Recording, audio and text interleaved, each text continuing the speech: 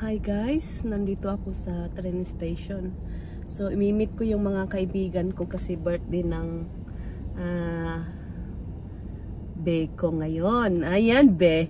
So, ayan, naglagay tayo ng wig para tingnan natin kung ma-recognize ba nila ako. Kaya malamig din, kaya instead na mag-bonnet ako, sus, nahugot ko na. Instead na mag-bonnet ako, ito na yung gagamitin kong taklob sa ulo, di ba? Curly siya, guys. Ayan, wig. Pag ilulugay ko siya, ganon siya. O, di ba? Diba? Pero itali ko muna siya para ano, bagay ba? Bagay ba sa akin ang kulot? Di ba? So, let's go, guys. Let's go. Imimit natin yung mga bebe.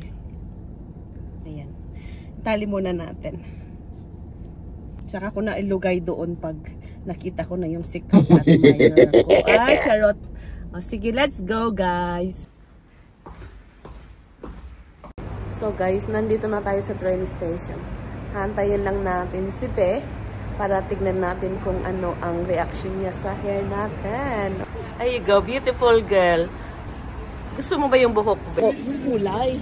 Wala kang issues ako doon. Yung kulay ang pangit. Oh. Pero gusto mo siya. Oo. Ay, di bagay sa skin tone mo, Be. Hindi bagay sa akin. Anong bagay ba? Sana darker sana.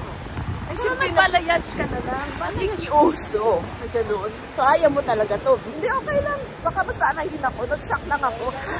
Shock lang ako, Be. Na-shock siya sa, ano, sa bagong hedo. Wow, shocking. Ano ba yung birthday galit?